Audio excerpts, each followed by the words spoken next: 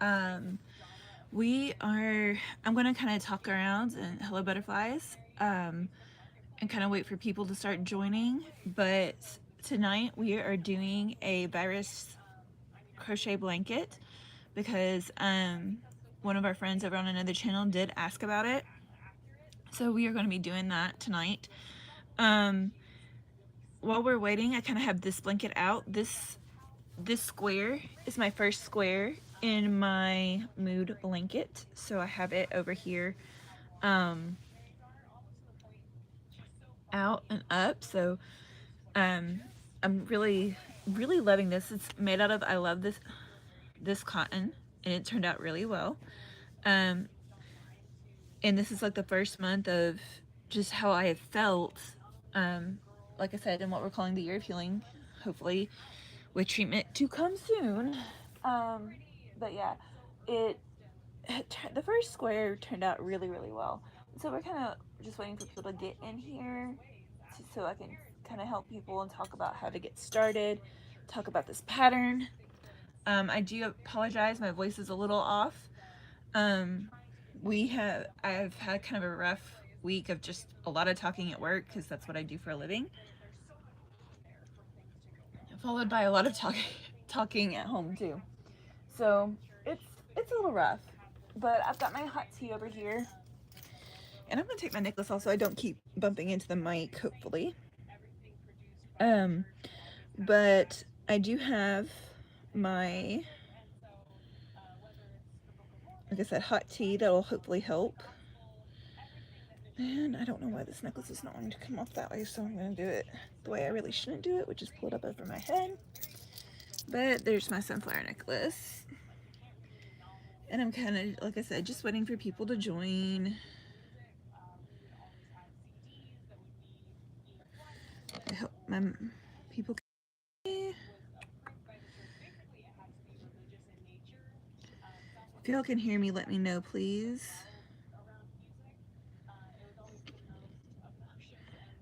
Hope you guys can see well.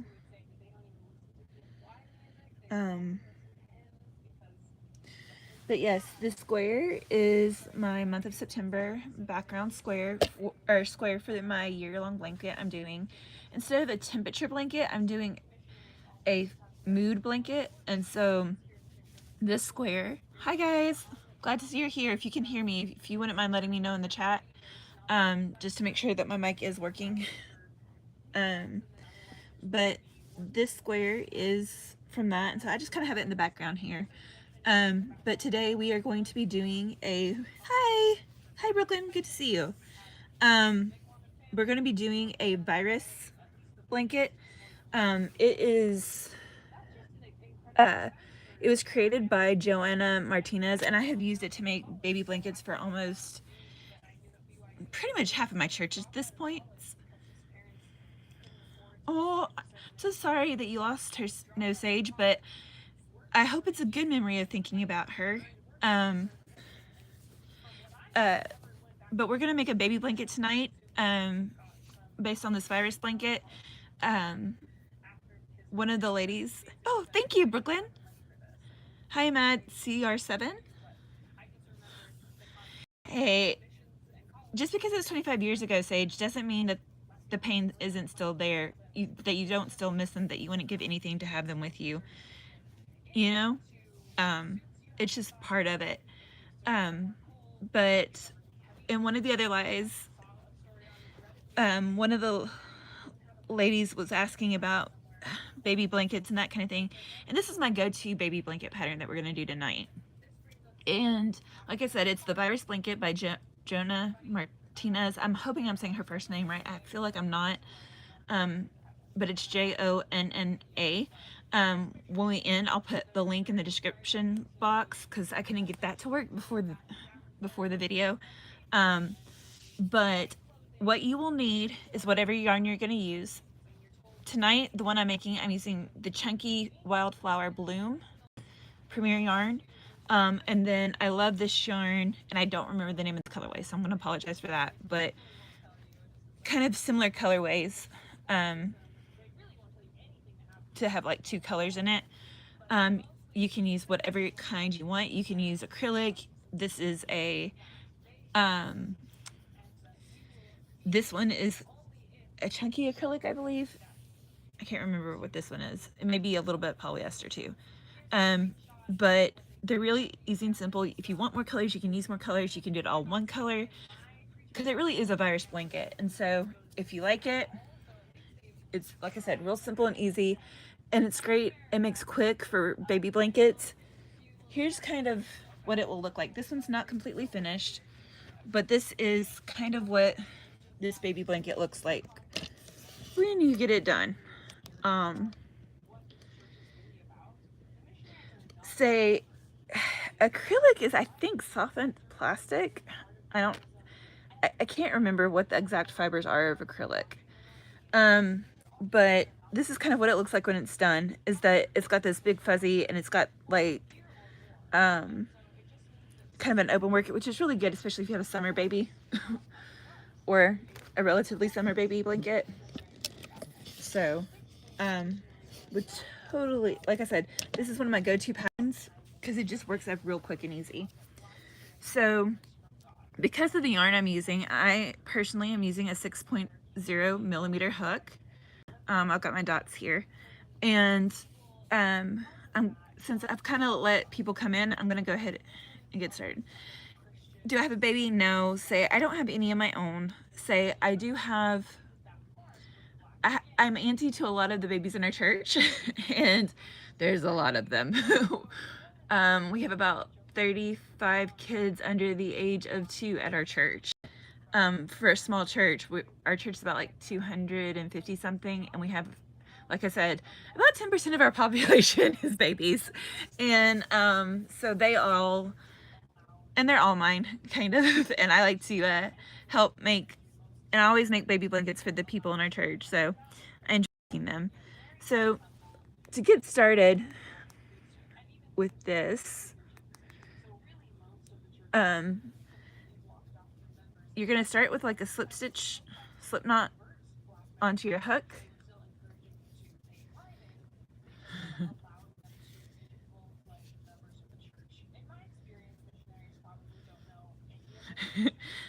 This is true. So you chain 6. 1, 2, 3, 4, 5, and 6. And then you slip stitch and create your ring here through both. And now you're going to chain 3. This is going to count as a double crochet, and then you're going to do 20. So this will count as your first double crochet. You'll do 19 into the ring, and so it'll be a total of 20 quote double crochets to start in this first row. And like I said, it's a simple, easy baby blanket. Once you get it set up, you can basically do this blanket as small or big as you want.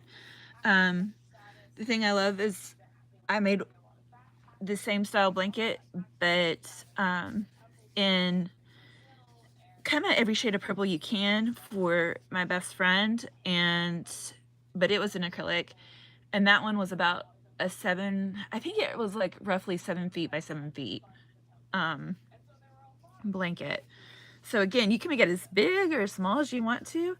And again, I love this one for baby blankets because it's real easy. They look real pretty, and usually a skein to 2 skeins of yarn and you're good.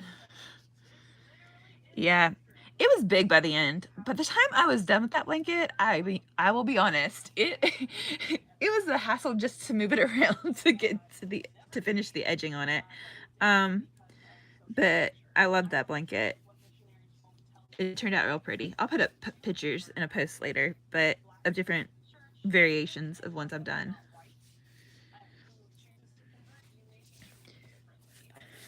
Hey, so it just depends. Sometimes, like, for this type of yarn, like this one in particular, I would probably just tie it off. One of my big favorite things to do, though, these days is actually, I like personally doing what's called the Russian join, and I may show that in this, I may not. I do have a video about it called the Magic 8 Ball. And it is a way to join where it doesn't have a knot. It's very smooth, and it kind of just looks like you went straight from one yarn into the next. And in fact, I use it a lot on my sweaters. I'm in my 30s. I've been crocheting since I was 15. I'm in my upper 30s. I will leave it there. I'm in my upper 30s, and so I have been crocheting for a long time. Just to let you know, my great grandmother taught me how to crochet when I was 15. And she was left-handed, so she taught me left-handed, and then I flipped it to figure out how to do it right-handed. Because if I was going to learn, I wanted to learn from her. She had made this stuff all my life, and I just loved learning from her and carrying it on. 10, let's see, 2, 4, 6, 8, 10.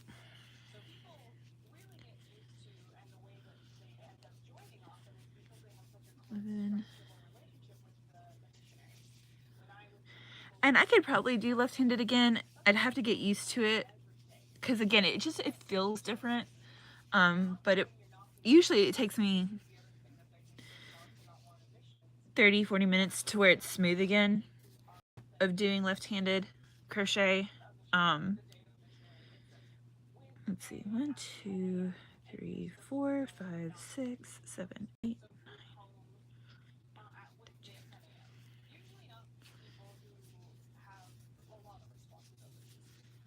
Yeah. I'm kind of keeping up, but I'm kind of trying to make sure I'm actually keeping up with the correct number, Sage. Say it's one of those things where I kind of know what feels right to do to some degree, but so I'm at 16. 17. It just kind of gives you a feel, and it's going to be a little wavy, and you'll see what I mean as we go for the first couple of rows, and then it kind of evens out as you start making the blanket bigger. I think that's 19, 2, 4, 8, 10, 12, 14, 16, 18, 19. Yeah. Crochet is a lot of counting, forgetting how.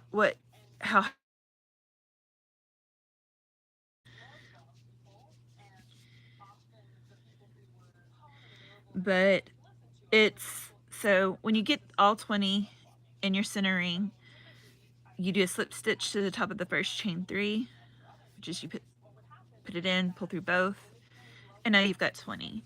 And now you're going to, I'm just checking the instructions even though I know what I'm doing. Yep, okay. So you're going to chain 3, 1, 2, 3, and then you're going to double crochet into the same stitch right here. A little bit. Some part of it's a couple things. One, when it gets flat and that kind of thing, washing it helps. I mean, honestly, washing it. So all of my blankets, more so, now this is a little bit of a softer acrylic because it's a better blend of acrylic, but or what we call a higher quality of acrylic. Excuse me, something like a Red Heart Super Saver, you really, washing it several times does make it a lot softer. So what I do is when I'm softening it up, once it's in a blanket, I will do a cycle of wash it on hot, wash it on cold, wash it hot, wash it cold, wash it hot, wash it cold. And then I will hang it up to dry. And I usually do 3 of each to get the yarn to soften. Sometimes that is good. Sometimes that you don't need that much. It just kind of depends. But also the weight too will help even it out, as well as the nature of the pattern. Like, part of it is just you're creating the base from which you're going to work, and that does cause especially in these first 2 rows where you're kind of cramming these stitches in, it causes you to not have as much space as you maybe need for your blanket, but it is definitely worth it.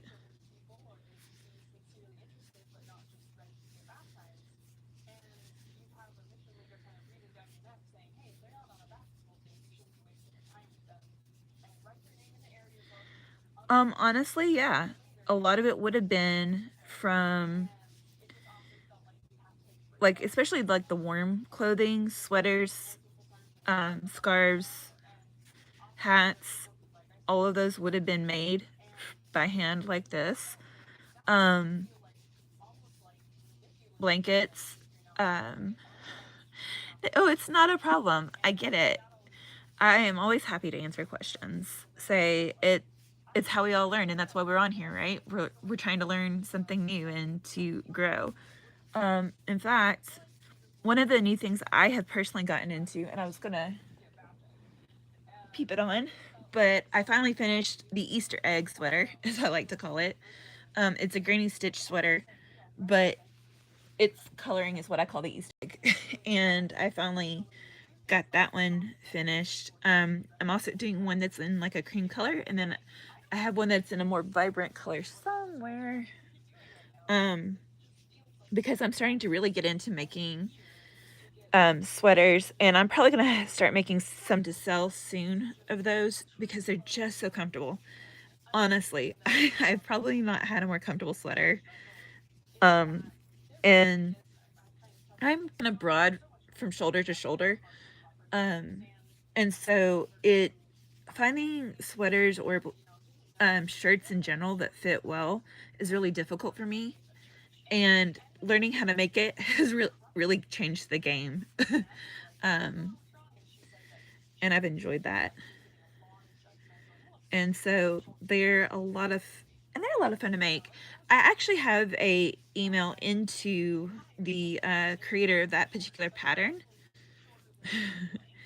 and good to know. Say, I have made some ponchos. It depends on like what kind are you looking for. Are you looking like a granny square poncho? Are you look like I guess yeah, it really does come down to like what are you looking for when you say poncho. um I've made them in the past. I don't have anything made up right now. Um, but when it comes to those, like I really do just enjoy it, and it's so much cooler when you start wearing something that you made or wearing something that fits you because of how you made it. Let's see here.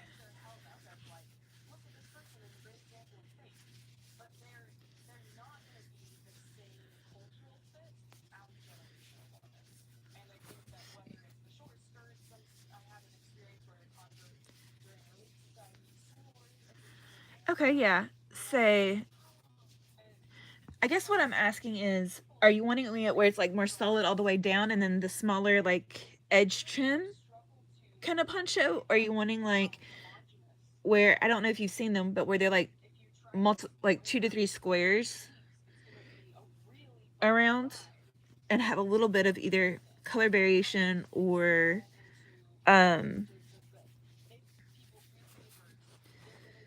uh just a different look to them in different places. And I know that sounds kind of maybe odd, but there are lots of variations of things. If you're talking about like the where it's more solid and then they just have like the last couple stripes on it is different, which is what I normally think of when I think of the movies, but you'll have to let me know if that's what you mean. So this should be 40 stitches around, and I'm just going to do a real quick count to make sure, because sometimes you get in a hurry and you skip a stitch somewhere.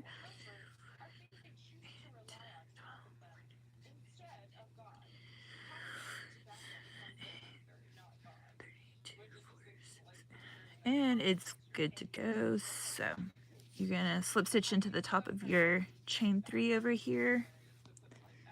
Now this is where I can't remember if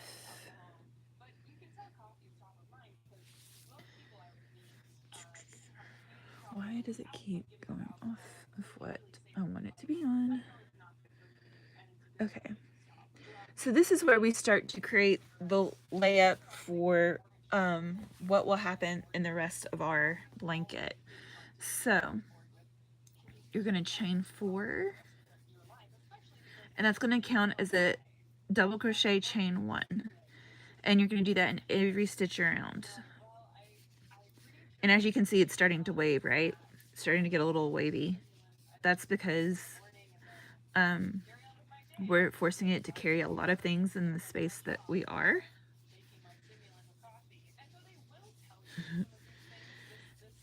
Okay, easiest way. When you talk about like a Mexican poncho, are you talking about where it only has like stripes at the bottom and then it's like mostly all the same thing at top? Or are you talking about where it like has a totally different pattern, if that makes sense? Oh, church potlucks. I'm the baking queen. I make a homemade chocolate chess pie that has been in my family for a long time. Okay, yeah, that's what I thought you meant. So yeah. Definitely can do those. But yeah, church potluck, definitely a chocolate chess pie. That is my go-to. It's a family recipe, and I have perfected it. Chocolate chess, not just chess, chocolate chess. Basically, it's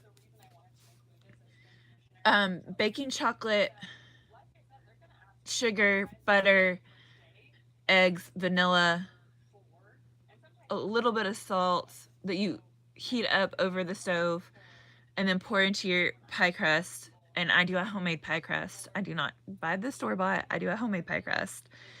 And then you bake it low and slow for about an hour.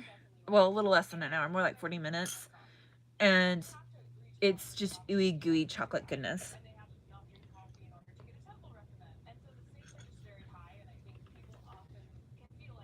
I do those. I do homemade brownies. Yeah, I pretty much do anything baking wise. And so my let's see, he's my grandmother. My second great grandfather on my mom's side of the family was a baker in the Bohemia, Germany, Czechoslovakia area, what's now Ukraine and Hungary, kind of depending on who's got it at what point. And yeah, there's a lot, and then there was a lot of Swiss and German recipes on the other side of her family that were passed down, so there's a lot of baking history there. So it's made similarly to a chess pie. I don't know if you've had chess pie. That is a very southern United States thing. And it is kind of more of a vanilla. But basically it's the way that the eggs, butter, and sugar are combined that makes this kind of gooey innards of a pie. All really good. I know some people that do pecan chess pie is like a big thing. It just depends on what you like. But I really find chess pie is definitely more of a southern thing, or southern U.S. thing. I don't know. Say maybe, but it could also be their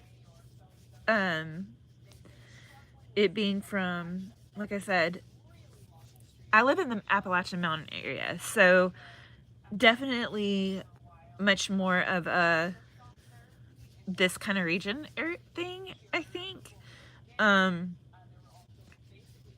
Because pretty much everywhere I've gone in the Appalachian Mountains, they've had it. It may be more Appalachian than it is Southern, but I've just only seen it really in the South. Even in the northern part, the Appalachians have not seen it as much. Unless the person making it was originally from the southern side. So,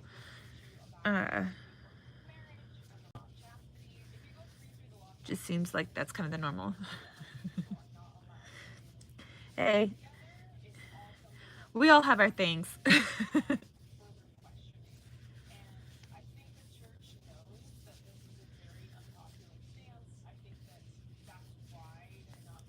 Let's see here.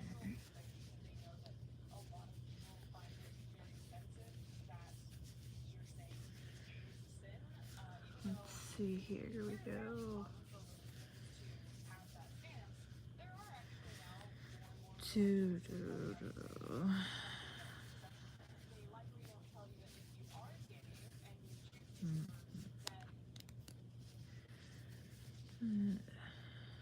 Let's see here.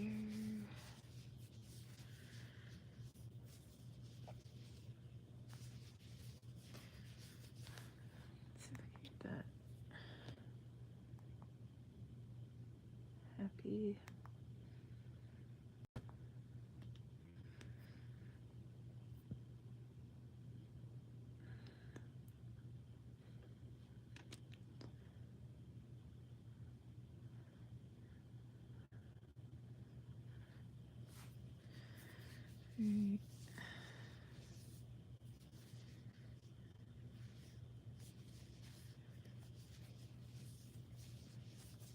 Right.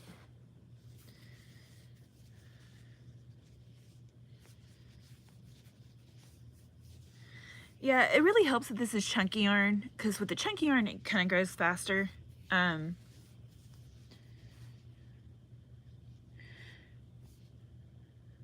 Because knit and crochet are two very different things.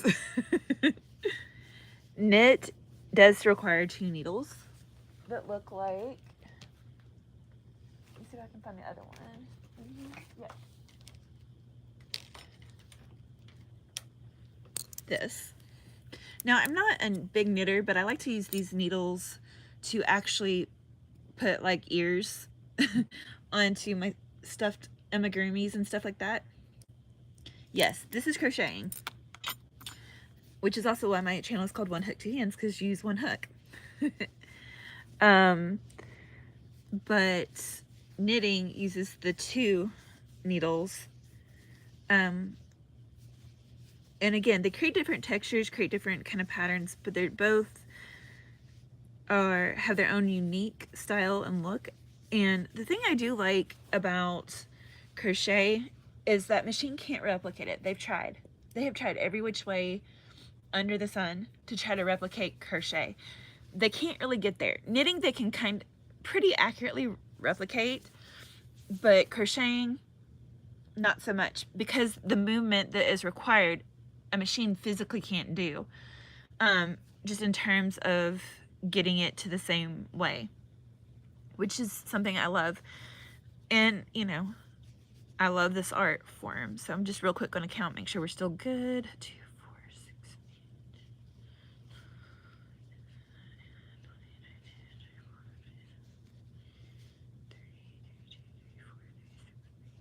8, 40. So it still needs to chain 1 here and then go into the 3rd chain right here. Now this is where it's going to get a little fun. So I could either change colors right here, or I could just go into what I'm doing. I'm going to go into what I'm doing. I'm not going to change colors to this one until we get to the second round of color, and you'll see what I mean when we get there. But for this one, I am going to slip stitch into this chain 1 space, and then I am going to create a standing single crochet here. So I just go into loop, pull over, pull through to those 2. That's my single crochet. And then, like I said, this is where it gets fun, because you're setting up for the rest of your pattern. And why is my iPad deciding to be inky today of all days?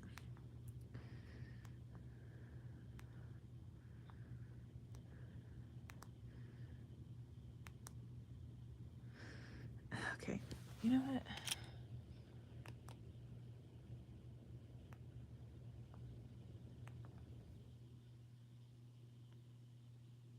There we go. Because I'm trying to make sure I mean, I can do this kind of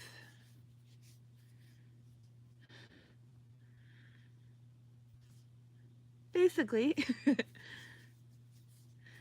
and it does make things a lot more fun. So, so you make the single crochet, you chain 5, you go into the next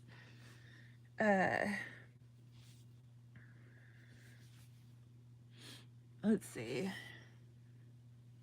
you're going to skip 1, chain 1 space, and go to the next one and do a single crochet. Then you're going to chain 3, skip the next one, go into here, single crochet, and you do that 3 times. 1, 2, 3, single crochet, 1, 2, 3. So 1, 2, and this is the third one, and then you do, so the chain 5s are going to be your corners. So over here, you come over here and you chain 5, 3, 4, 5, skip 1 into here, single crochet, chain 5,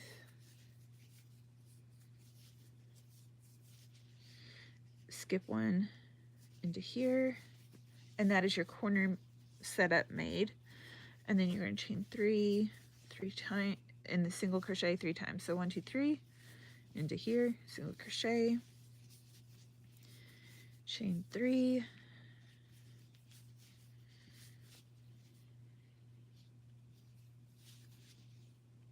so that's 1, 2, chain 3, single crochet. So the colors are naturally variegated in the yarn. That's naturally what's happening. And this is why I like using stuff like this particular yarn. This particular yarn is called Chunky Bloom. A different color variation that they have is this one right here that you could use. I actually am using this to make pumpkins right now, to sell at fairs, but this is just naturally going like this. And so finding a good variegated yarn is definitely worth it for the project that you're doing. So for example, going back to my sweater, you can see all these color changes. This is all one yarn. It all naturally changes like that. Let me see if I can find, yeah. This is a Lion Brand yarn called Mandala Ombre, and this one is called Tranquil. And it just naturally does those changes. And so then, like something like the sweater, when you get to the sleeves, you have to match up the colors to make it smooth in transition once you run out of one. But there are others where you can do it yourself too. And that takes a little bit more work and a little more thought. So different yarns are will tell you that they have a slow variegation, which means you'll have to get through a lot of yarn before you start to see a color change. And then there are ones that tell you they have a short, which is kind of like this one. This one has kind of a short color change. This one is kind of a short color change, but I feel like this one is very much right for the project that I'm doing with it right now, which makes it a lot smoother and easier to use. And honestly, Premier is becoming one of my favorite yarns. And this one is really good for blankets. Like, I also want to get some of their puzzle Premier yarn and try that, because it's kind of what I would call maybe the more adult yarn. It's not as bright. It's a lot more like around the house colors kind of thing, a lot more neutrals. And I'd like to try that as well. 1, 2, 3, 4. But it kind of just depends on what you're doing.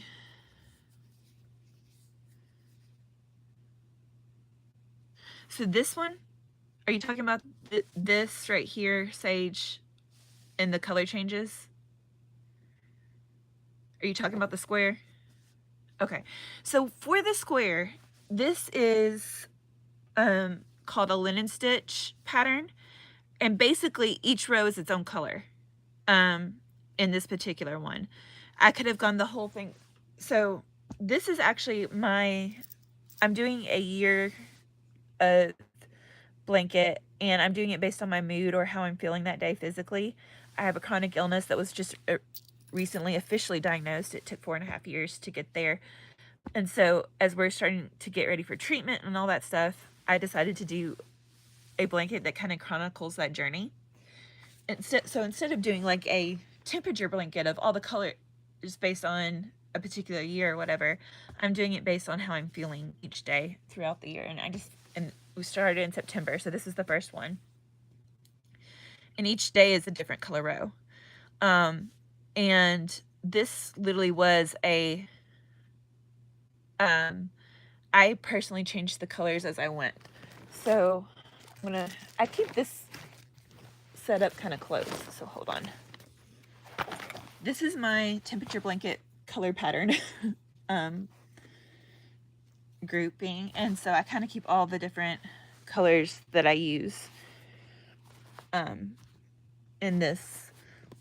There's a few that are not in there right now, but for the most part, this is what I'm using. And so yes, each one of those has been a change.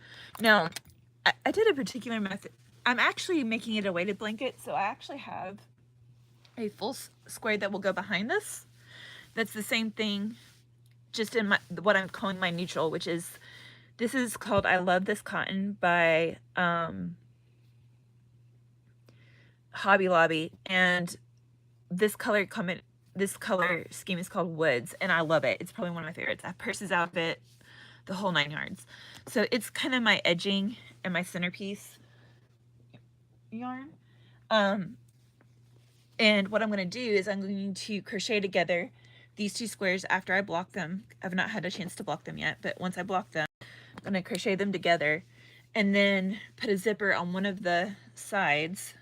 And that will give me my pocket that I will then put a beanie bag kind of in it.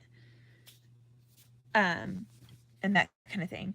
And so it created this like little thing as I went up, because I just brought all the yarn up as I went, which that'll be hidden in the pocket. And yes, all of the colors do mean something. So, and you kind of decide that before you go. I chose like a 15 color or 12 color, can't remember, thing for my blanket, but this is kind of what they mean. So, for example, grief, and there's a couple different kinds of grief that you can go through. And so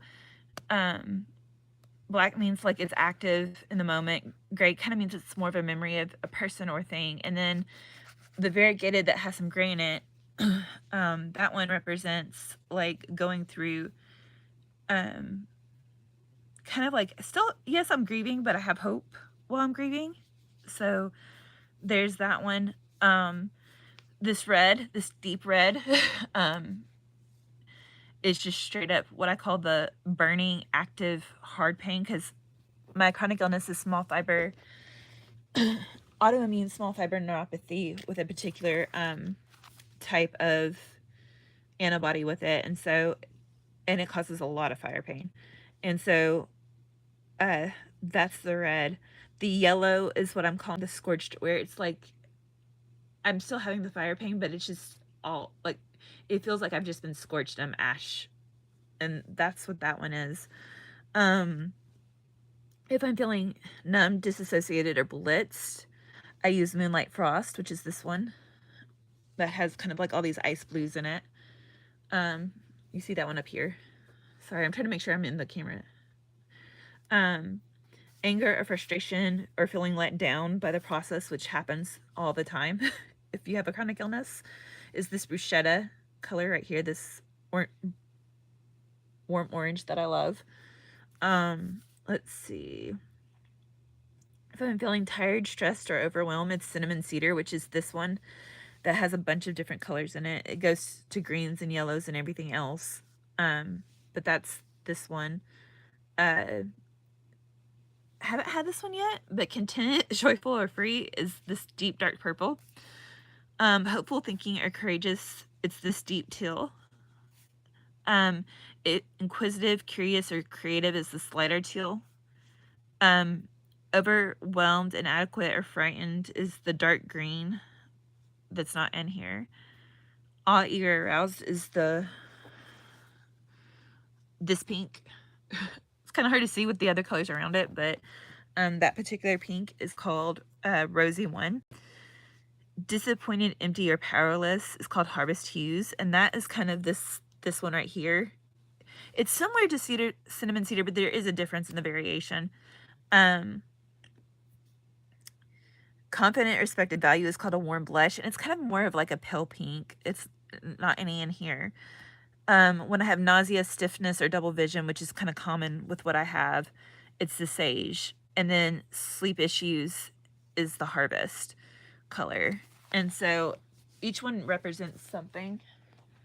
And I'm trying to make something beautiful out of the ashes of what's going on, but also being patient as I go, because there's a lot going on as we try to get the treatment that I need is called IVIG, and it's really expensive, but it's one of the only diseases it's actually approved for is what I have. It's just trying to get the insurance to agree to it is hard to get. And so we know what I have and we know it works. It's just I've had multiple doctors trying to get it approved. It's been a headache. But yeah, everything means something, and it represents a day of what I've gone through, and trying to chronicle it, but also have it look pretty at the end, because I didn't want it to be a dark and depressing blanket. I wanted it to be a hope-filled blanket. And so that's why yeah, it means something. And this is the first month, and it's turned out pretty good. Hey, Keisha. Absolutely. I will take all the prayers that I can get. I covet those. It's been a crazy journey, but I definitely covet those prayers. We're hoping, like I said, we're hoping beyond hope that we are very close to getting approval. My doctor is trying to do his best, and I'm trying to do my best to hang on and do my part, but days are hard, and it's hard going from somebody who has gone from literally hiking in the Himalayan mountains at times and running half marathons to needing a rollator and and sometimes not being able to see straight and all of the things. So it's a long process, and that's why some days, yes, there's active grief. But I choose trust in all of it. I choose to trust God in all of it. And again, it's one of those things where it's a one at a time, and I try to do my best, but I will absolutely take all the prayers I can get. So when you get all the way around and you get to your top of your single crochet up here, you slip stitch into that, and you slip stitch into this chain 5 space. You're going to chain 3, which is your first double crochet, and now you're going to do 9 double crochets inside of the chain 5 space.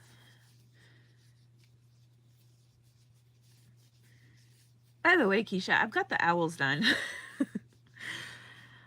I've just got to get the chickens, and everything should be ready for you.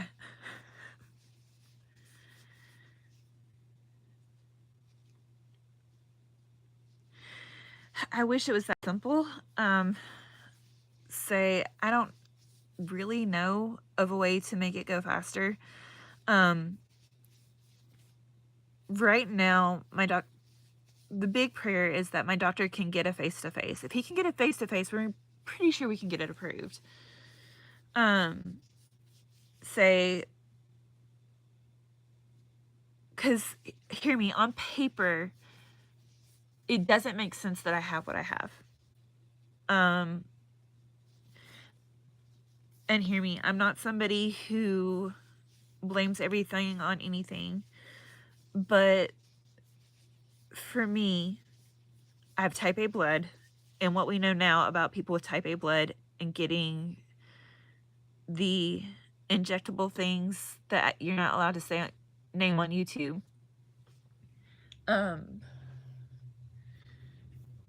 The which you get that way. When all of the craziness started about 5 years ago, that thing, yeah, what I got, it caused a lot of problems for me and ended up knocking out my immune system and causing me basically for my system to go haywire. And yeah, I'm just one of those. So, and it's taken this long for them to find something that they can actually treat. But basically it activated a bunch of really rare genes for me. And it is what it is. So going back to this real quick, I did 10 double crochets inside of the chain 5 space, did a single crochet in the next chain 3, chained 3, single crochet into the chain 3 space, chain 3, single crochet into this chain 3 space, and now I'm going to do 10 double crochets in each of these chain 5 spaces. Basically, again, creating our corners here.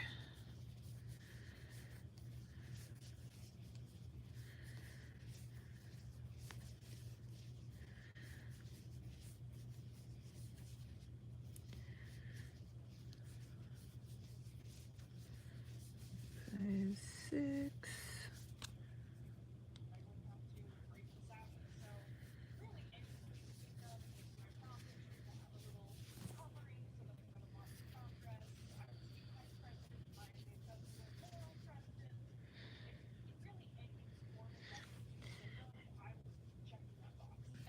You know, my degree's in human health science, and I've been around a lot of, and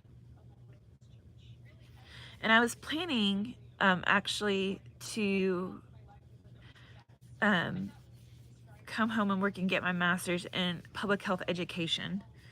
I had had some trouble when I went to college the first time, just with trauma and things like that, from some overseas work and some other stuff. And my going overseas kind of became the straw that broke the camel's back. So when I got home, I had a lot of stuff I had to deal with, didn't deal with it, and it took me on a journey for a little bit.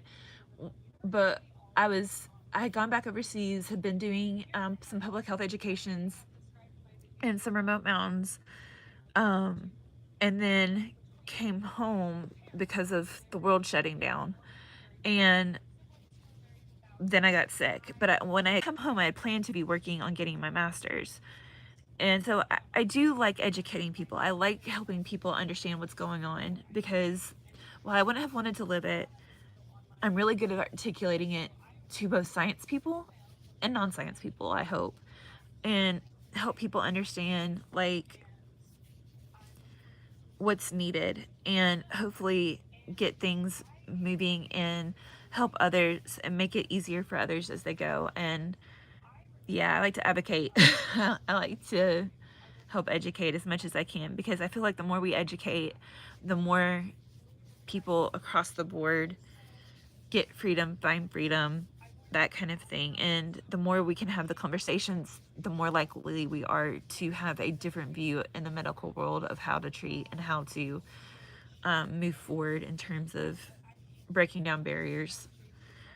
And so I do enjoy it. I just wish I didn't have to go through my piece of it. Enjoy the pain that I'm enduring, but it has definitely been a journey and one that I won't say grateful for, but I am at peace with in the process, I guess, of where I'm at this point. I mean, don't get me wrong. The pain is horrible.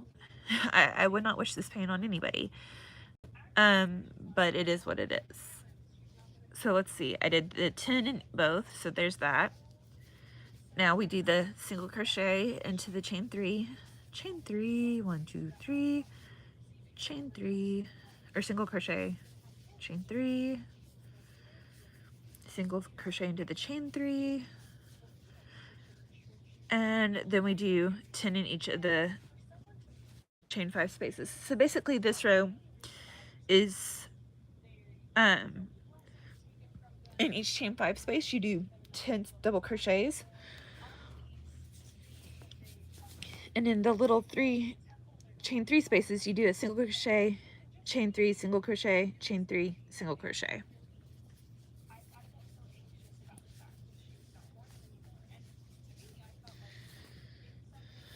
Yeah, I agree with you there. The thing is, so the treatment is called IVIG, and basically it's specifically one type of a white blood cell that you need to help boost my immune system to actually work properly, basically. And depending on what you're getting it for, it can have anywhere from 100 people's plasma of the white blood cells to over 10,000 people's white blood cell count. I don't know if you ever watched the documentary about Celine Dion, but this is the treatment she was getting. When you see her getting the IV treatment that she gets every few weeks, this is what she was getting. I do have some similar symptoms to what she does, but I have different ones as well. So it's, again, is what it is. And, you know, you, it does. It straws that, and yes, I will say straws because my mom doesn't like using the word sucks. And so it'll come out. I'll say straws a lot, probably. That it takes that level of treatment for somebody like me. My frustration is that they knew people with type A blood would have an issue, and they didn't warn people when they should have, at the point that they should have, and that's a problem to me. But what's done is done at this point. And all I can do is move forward. And so I routinely try to keep going in that direction, because it gets frustrating. If you dwell too long on the other side, you spend too much energy on that, and it doesn't get you any closer to being better, you know?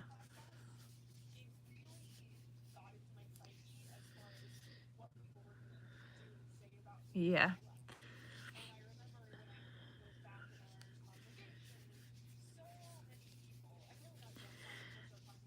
Like I said, I like doing health education. So, especially cross-cultural, because one of my favorite things is going into other cultures, learning enough of the culture to be able to figure out how to teach them in a way they understand. Because I say all the time, you can't teach Mama and Papa Joe up from the mountains the same way you would teach somebody who's an highly educated college professor about what they need to do to use the information you're trying to give them. And treating them like they're the same is foolishness. So you need to know how to be able to talk to both. And so that's kind of the area that I like to focus on, is how to get the people to actually use what we know about hand washing and what we know about, a lot of the basics. Things like some of the diabetes educations. People aren't talking, they may both be saying English, but they're not speaking the same language. And I like trying to help them speak the same language so that way they're using it and improving their quality of life instead of having their meters sit on a shelf, you know? But it is what it is. And some people do well and some people don't. But let's see, 3.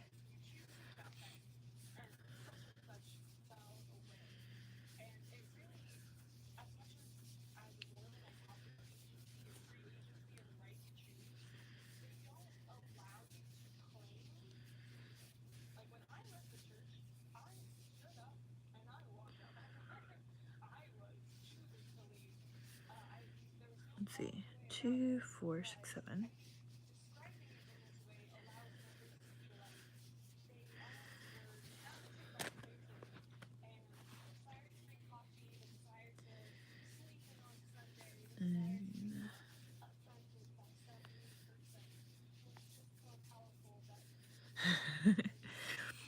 One of my favorite things to do, and I've done it because it works in any place all over the world, is usually if you can get the kids washing their hands, you can get the parents and adults washing their hands.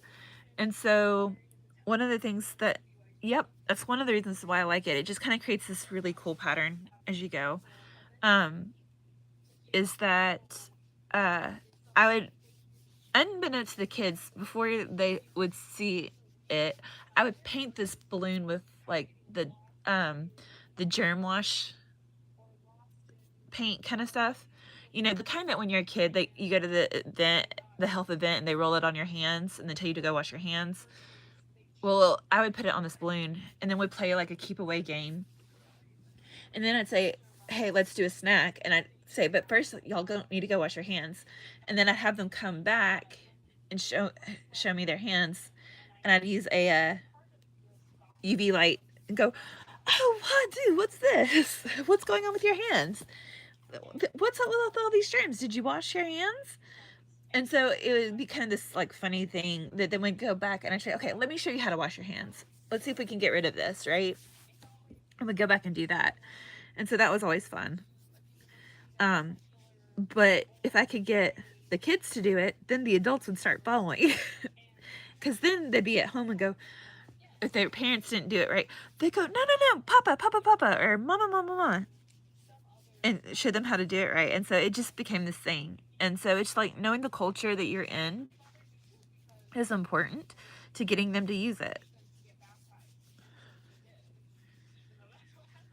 Hey, we all like to craft. That's part of it. Hopefully you're getting those crowns done. For those who don't know, Keisha's my best friend. So yes, I know what she's working on, and that's why earlier when I talked about finishing the owls for her, and how I'm close to getting chickens done, hopefully. She knew what I was talking about. 2, 4, 6, 7. And you do too if you watched my chicken video earlier this week.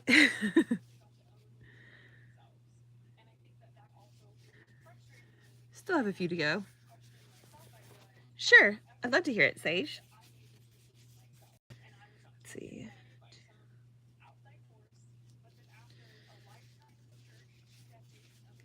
10.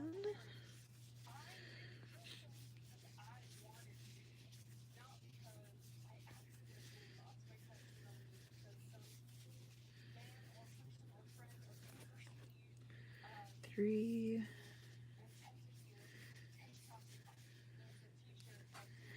And we're done to the last one. So in this last one, we're going to do 10 double crochets.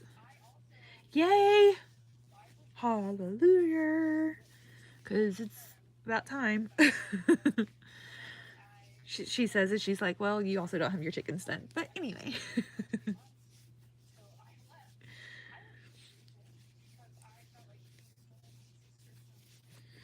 It's 4.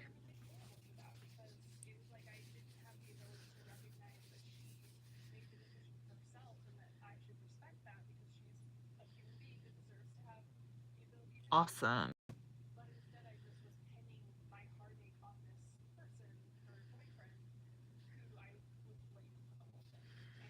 Mm-hmm.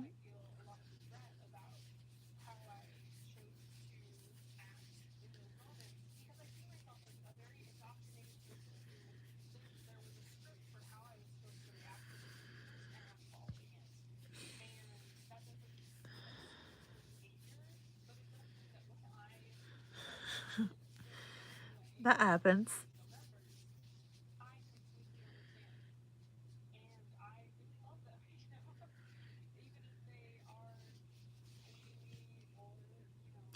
So I'm going to go right in here, slip stitch to the top. So that gives us this. And this is where, like I say, it's like really bunched up for this pattern. But when you slip stitch into here, you're going to chain 3.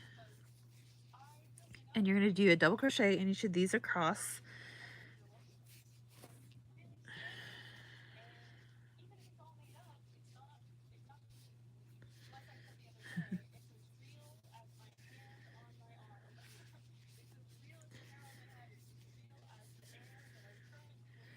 Some people do just police it. And because they feel like they need to. It's whatever. Let's see, 4, 5,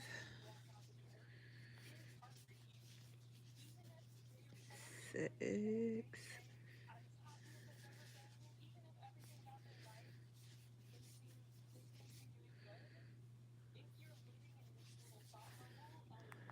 Pretty sure.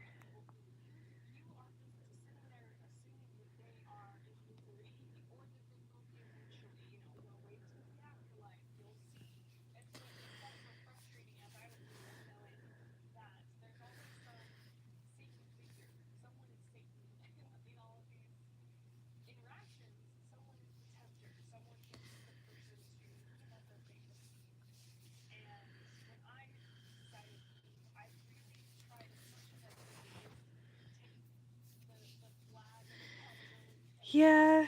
It is kind of funny that like somebody was like thought that that was their right. 2, 4, 6, 8, 10. Okay, so in each one of these stitches you do a double crochet. So you have your chain 3, which counts as 1, and then your other 9 double crochets. When you get over here, you single crochet, chain 3, single crochet, and you go right on around.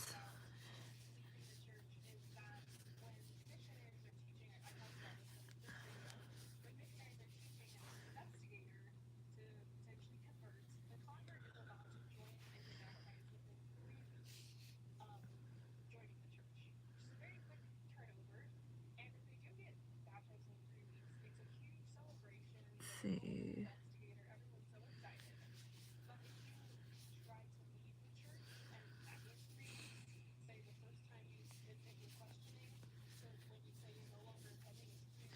So what I'm going to show you here is, so this is kind of, so this piece right here is kind of the center setup, right? The first 3 rounds, technically. The round of 20, the round of 40, the round of the double crochet, chain 1. Then you had the chain 5, chain 3 round to set up what I call the block of 4. So this is the 3rd row of the block.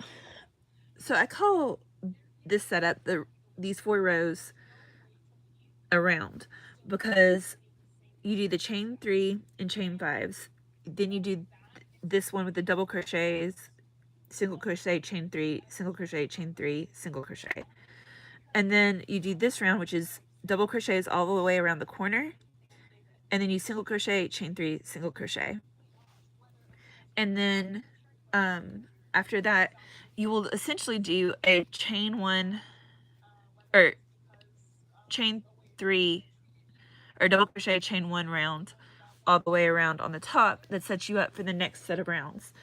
And showing that, like, I plan to do 2 or 3 rounds just to show what that looks like.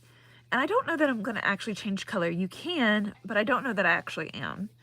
Just so that you kind of see how to keep building it, because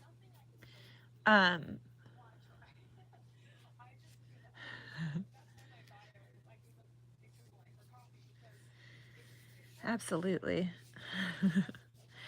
You can, and you do a lot better than you give yourself credit for, Keisha. Like, honestly, you just need, again, it just takes time, and you're used to seeing me fly. Though, I agree. I do believe in fairies.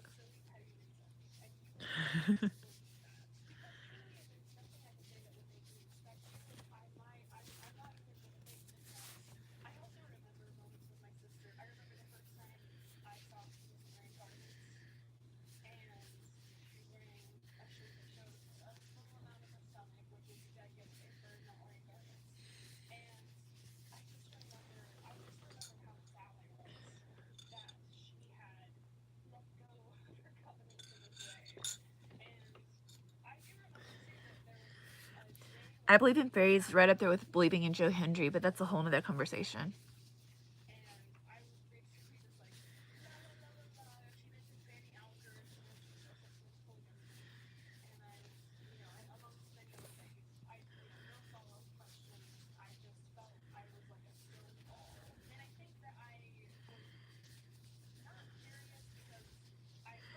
So that's 20 double crochets all around. Go into the chain 3 space with a single, chain 3, go into the next chain 3 space with a single crochet, and then you double crochet in every stitch around the corner.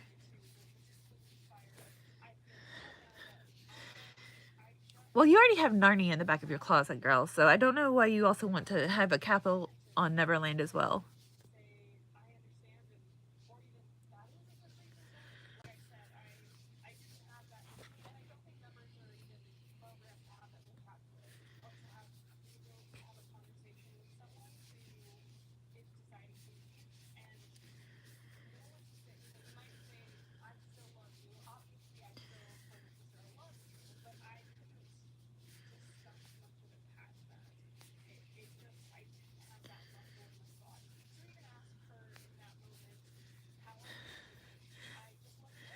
Okay, to be fair, I get that.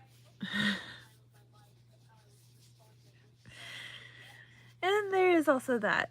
Granted, if you believe the original theory of Peter Pan, Peter and all the Lost Boys were dead. So there is that.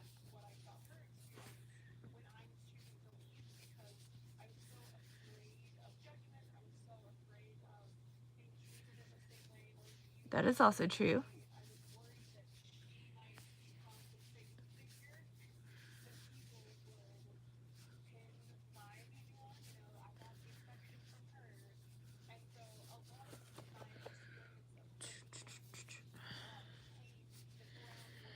And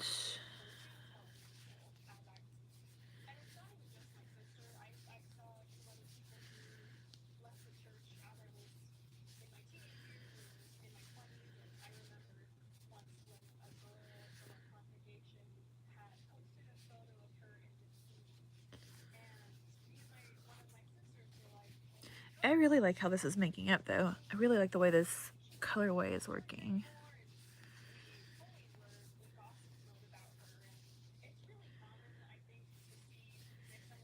Oh, that's a good one. How are you liking it so far?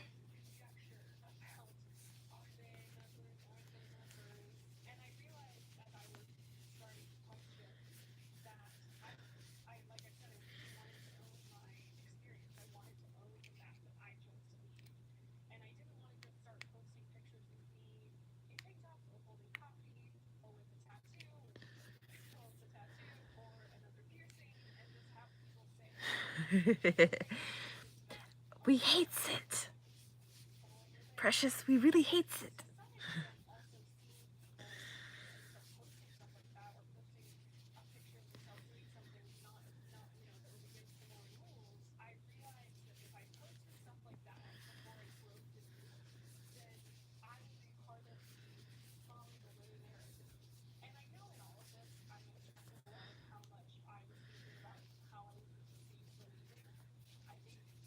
With you there, Sage.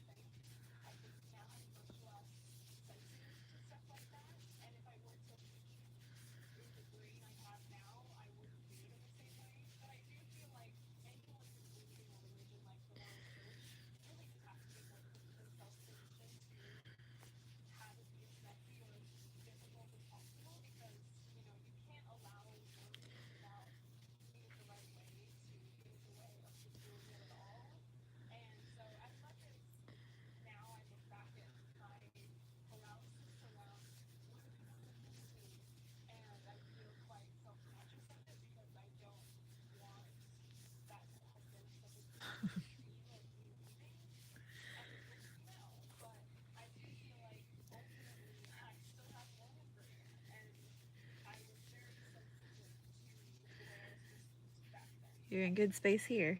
Let's see. So, yeah.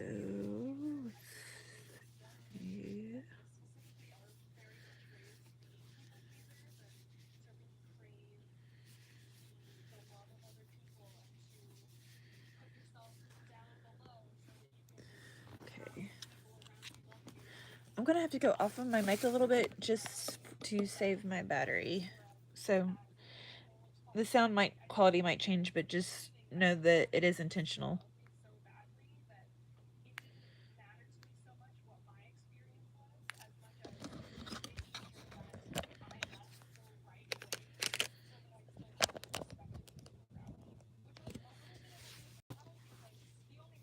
But yeah. I agree with Keisha.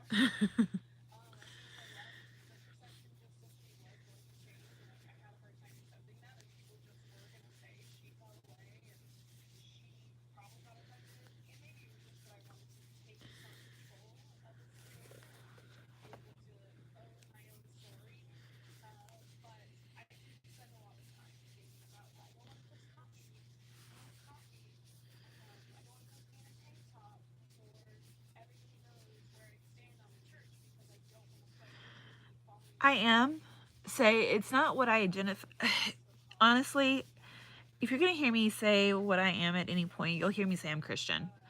Um, because I've seen a lot of what, again, like with almost everything, right? There's so many misconstructions of what Baptist actually is. Um, they are the most that I feel like I align with when it comes to what the doctrine says. Like when I feel like when I read scripture and I look at the practicality and the logistics across the board, I feel like it most aligns. However, I'm also somebody who doesn't get caught up in the denominational thing. Like I can be just as at home in a Pentecostal church or a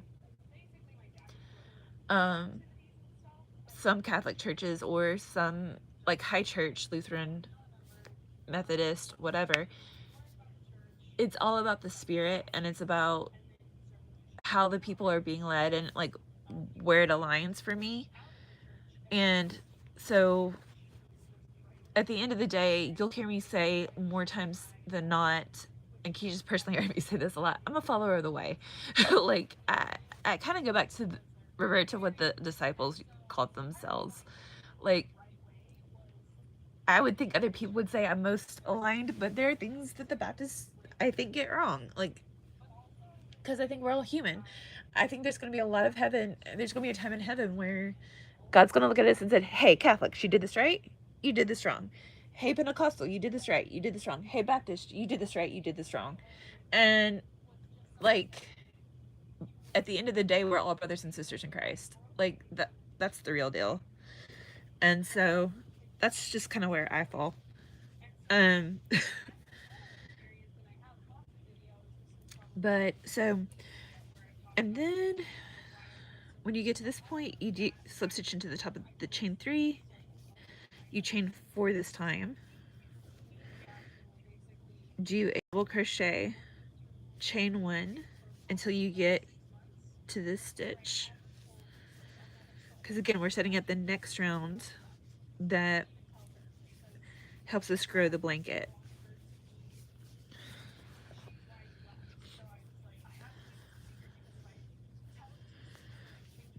And this is why it's called virus, because it just kind of replicates itself over and over and over and over after this point.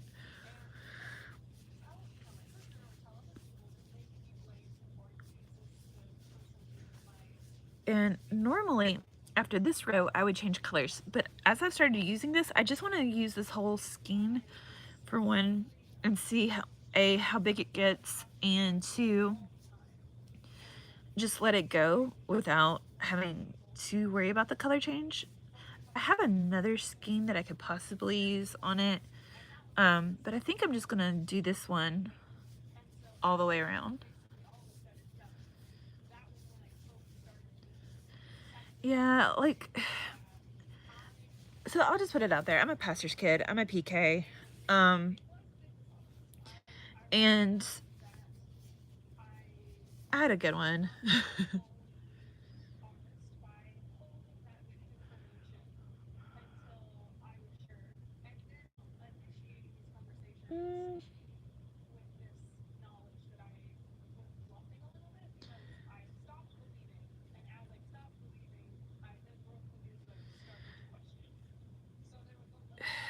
You could say the South, but I would also say there's a potential for Germany because a lot of, I just know a lot of secondary denomination wise, there's a lot of Baptists there. Um, anyway, uh, in terms of,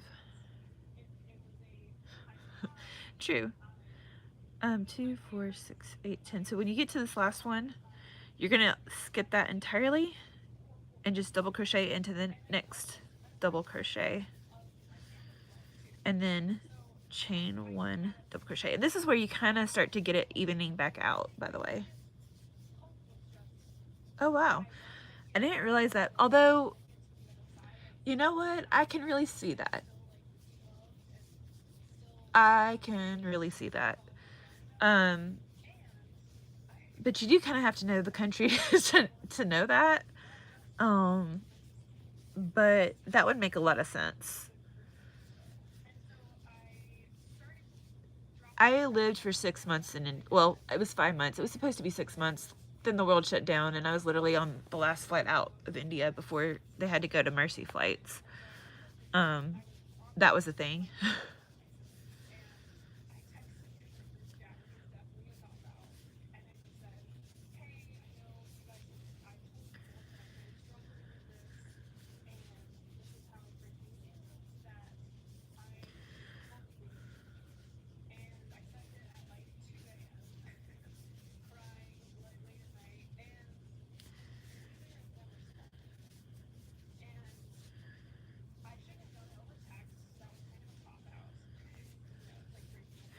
I would agree with that.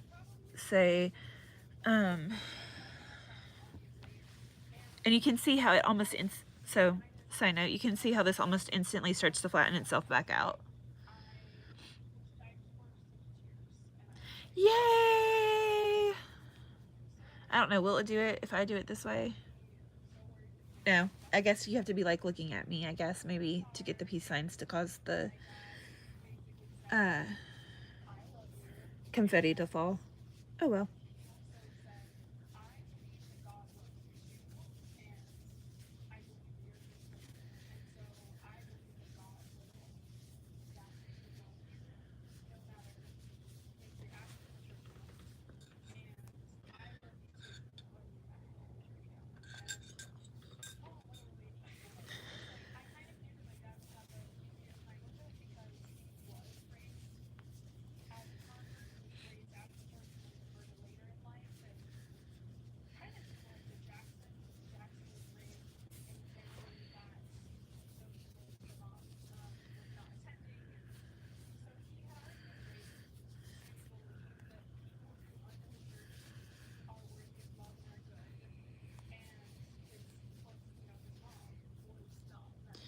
So on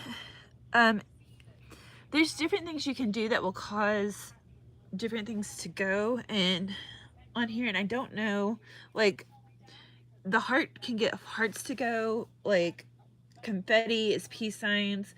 There's something else that causes balloons to go on videos, but I don't know if like there has to be a human face in the camera to also make it happen. I think that's required, but it's been a minute since I like actually looked at how that worked.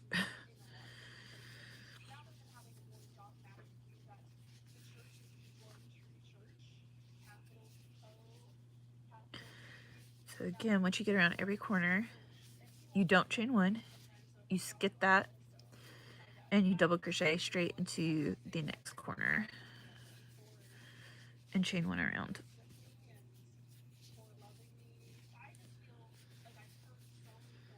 Uh-oh.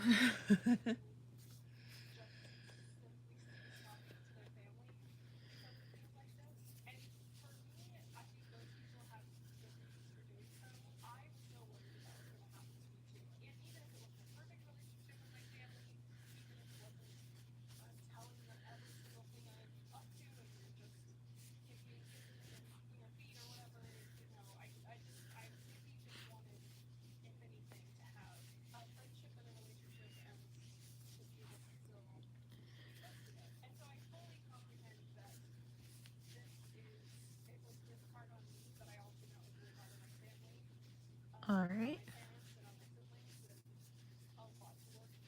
A little bit. So when it comes to tension, you kind of develop that over time of learning like what works for you. Now, this particular pattern, tension is not like you need to try to keep it uniform across the board, but you don't have to worry about like um having a certain tension to stay within the boundaries of what you are crocheting. And what I mean by that is there are times where certain sweaters or certain patterns call for a certain like a looser or a tighter tension, and so you have to keep it a little bit more um be a little bit more intentional with it. This particular pattern, it's more important that you just kind of keep it the same whatever your seam is, whether you're loose or whether you're tight. um and for me, part of the way that I do that is actually how I hold my yarn. So everybody has a little bit of a different way of doing it, and I always call my way of holding my hook the awkward, weird one, because most people either hold it like a pencil or they hold it like a knife. So like this is the knife hold, and then people will hold it like a pencil. However, I grew up in that weird era where there's like a year or two where we were taught to hold our pencil this way. Like everybody in my elementary school went through this. And so, yeah, I end up holding my hook that same way. And it works for me. It's not for everybody. But the other part of that is like people use tension rings, and I get it. For them, that works too. Cool, great, awesome for you. It just doesn't for me. The way that I hold my yarn is like between these two fingers, I put the yarn and then I just put over, and then I kind of pull my finger out to kind of help create the tension of whatever I need to do, to make it tighter, looser, that kind of thing, to kind of give it a steady hand and feed it smoothly. And that works for me. Some people it doesn't. I have tried to use the stupid tension rings that like a lot of people use. 8 ways to Sunday. I had yet to figure out how to make that work. I like even trying to like try one out for like to do a video. It's like nope, it's not gonna happen. I can't figure out how they wrap it and how they make it work and how they don't end up tangling up the yarn even worse. It just does not happen for me. But for me, this does. So, and as you can see, I'm kind of fast at it. Now, this particular needle is probably not the fastest one I have. Probably if I had used my Clover and more hook, I'd be a little bit faster on this. But I feel like this 6.0 meter hook is slightly different than the 6.0 meter Clover and more hook. And I feel like this one has a little bit more length and give to it in a way that works better for this particular yarn. So, yeah, like I said, it's the strange pencil hold. It's just what I'm comfortable with and what I know, and so it works for me. I always tell people, do whatever works for you. Do however works for you. It's going to feel different for each person, but at the end of the day, it's about what feels right and works well. And yeah, like I said, I feel like the tension definitely does help other people, but maybe not holding how I hold my hook. I warn people about it a lot of the time just because it's, again, different. But you just keep going.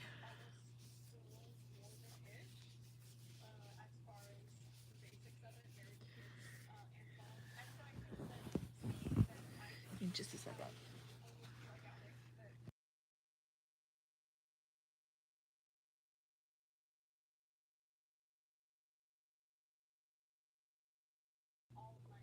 Okay.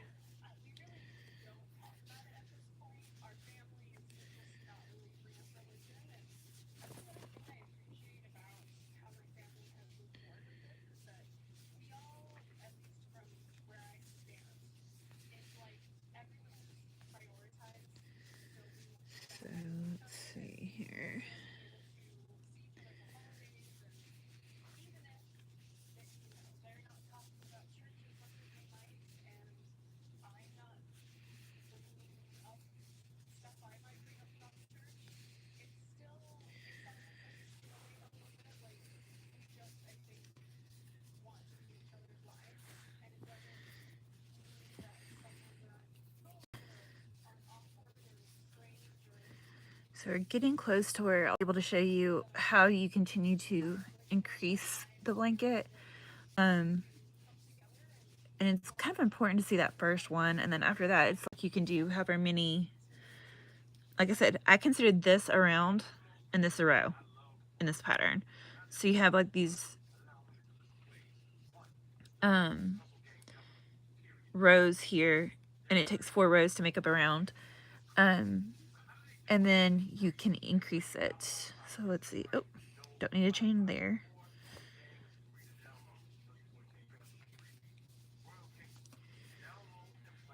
But it starts to pull it out.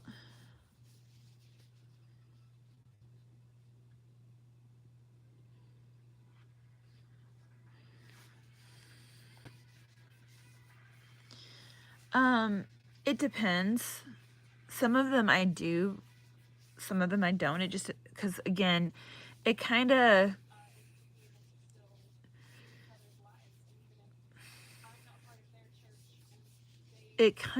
just, again, it kind of depends. Some of them, like I know roughly how much it's going to take. This particular pattern, like I said, doesn't really have a length because again, it just depends on how big are you going to make it. Like I said, I've made this up to a 7-foot size blanket. I've made it as small as, like I said, a baby blanket. This one will probably end up being like a toddler blanket, just from what I see so far in the size. Again, the benefit of having crocheted for as long as I have and have used almost every type of yarn doing this kind of project. But it's one of those that I know how to do it and I just keep doing it and keep going around. So it kind of, you know, usually a baby blanket, well, I can kind of, like I said, you could kind of see it with the chunky one I showed earlier that wasn't quite finished. This is a good 2 feet, give or take, on this one.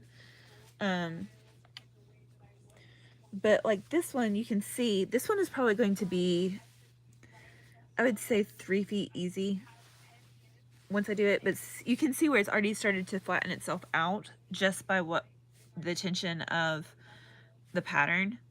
And again, it will relax out really quickly.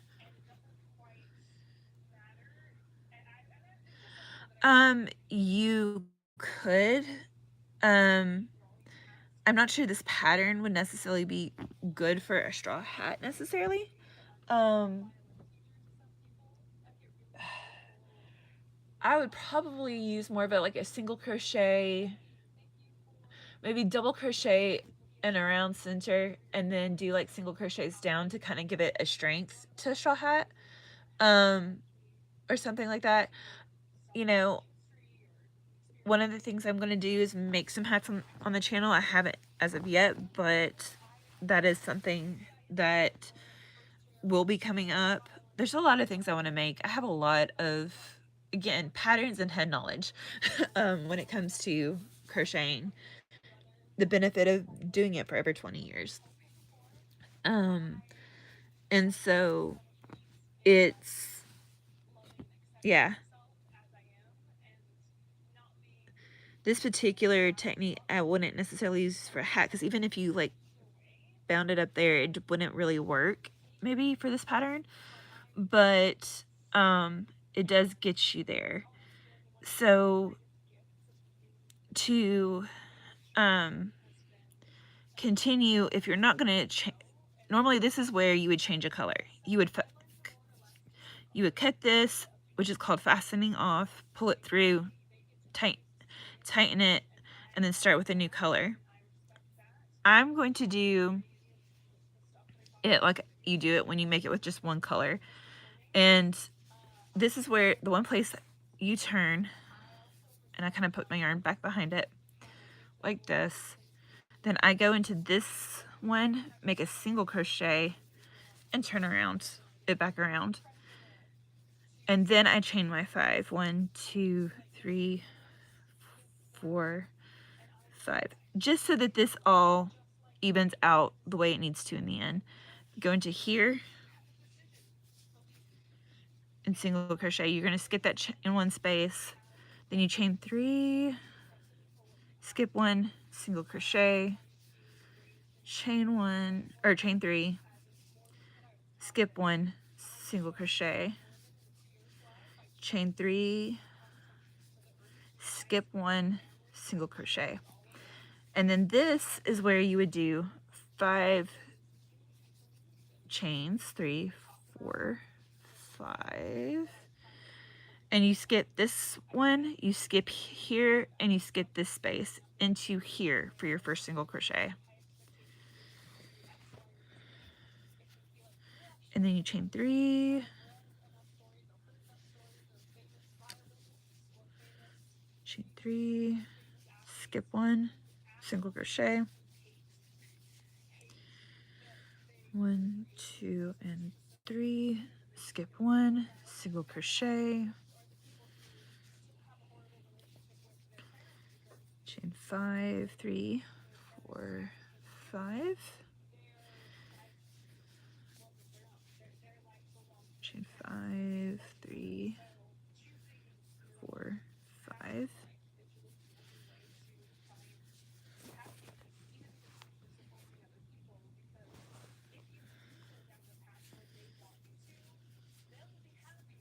and 3, skip 1, single crochet, chain 3, skip 1, single crochet, chain 3, skip 1, single crochet, and now we're back to this kind of space right here. So you're going to chain 5, 1, 2, 3, 4, 5, skip this space, and this space, and single crochet into that one right there.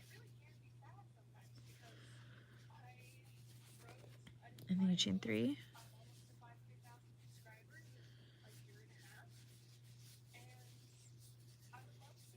All right, take care, Sage. Yes, it's Sarah. And it was nice to meet you, and it was good to have you here on the channel, and thank you for talking to me tonight. But yeah, my name is Sarah, and I hope to see you back when I have another live. I don't know when that'll be right just a second. I'm kind of still figuring out my channel. I'm really new, so but I hope to see you soon. Hi, Keisha.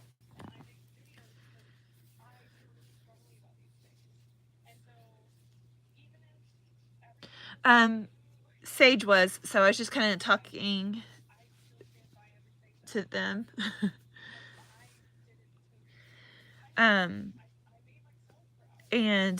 I'm getting kind of close to where I will finish off, but I'm just trying to show, like, there's up to a certain point you need to see to be able to continue the pattern. So I'm trying to get to that point. We kind of talked about a lot of different things, though. So we did 1, 2, and 3, and then we do chain 5, single crochet, chain 5, and skip 1, single crochet, 1, 2, and 3,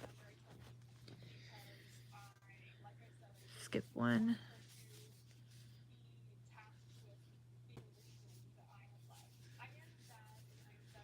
1, 2, 3, skip 1, single crochet, 1, 2, and 3, skip 1, single crochet, chain 5, 1, 2, 3, 4, 5, skip 1, 2, 3, and go into this one, single crochet,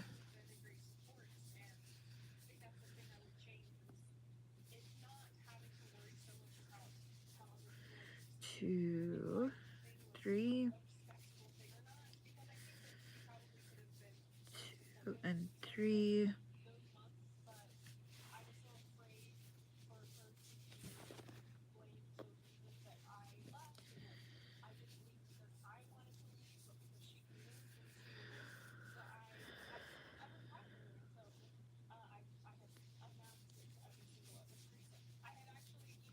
2, 3, and 5.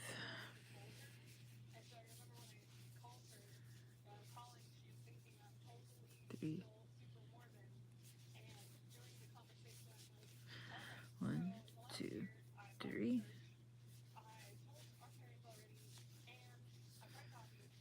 Two, 3.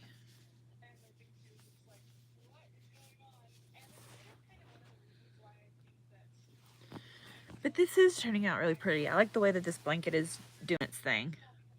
4,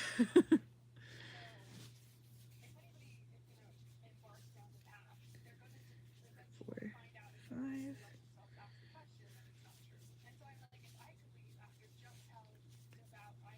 2, 3. 2 and 3. 2, 3. Crochet. Now on this last one, you chain 5, 3, 4, 5, and then you slip stitch to the top of the single crochet over here, and then you slip stitch into the chain 5 space, and you complete it on around exactly as you did on this row, where you do 10 and 10 in the chain 5 spaces. You do single crochets, chain 3, single crochet, chain 3, single crochet here. Then the next round, and you'll do 10 double crochets in here, and then you continue to do what you did in the last one, which is like around the corners you do double crochets. In here you do single, chain 3, single, you do 10 double crochets, single crochet, chain 3, single crochet, chain 3 on the next row like you did here. Then you do a row of chain 1 double crochets. Anywhere there is a dip like there will be here, you skip it on the final one and then go on to double crochet, chain 1 around. So that's kind of what you do, and you just keep going, and that's why it's called the virus blanket, because you just keep growing it like a virus, because it keeps replicating. So that's how to make the virus blanket.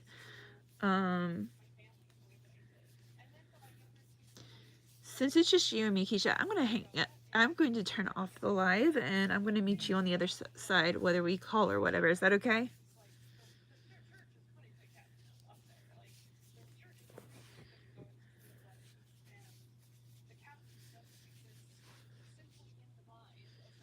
All right, talk to you in a minute. Hey everyone, thank you for watching this video. If you're watching it on the replay, if you don't mind commenting down below, letting me know you came by, what you think about the virus blanket. If you have any questions, please post them as well down below, and I will get to those. Please like and subscribe to the video. It really does help the algorithm and help grow my channel. You guys have been awesome. Like, we're at over 80, and I still can't believe that, because like half of that came when I was feeling so bad and couldn't even film the other week. So I'm just so grateful to all of that. I love you guys. Thank you for being a part of this. I hope to do a few more of these. We'll see how this works. Again, I'm still trying to figure it all out, y'all. But I'll catch you on the next one. I think the next thing coming up is Charlie Cat is dropping on Monday. I think you'll enjoy that. I also want to do kind of some Finished Fridays things, and also my work in progress video didn't come out this week, but it'll come out next week, so be looking for that on Wednesday. And I hope you have a good night. Bye, y'all.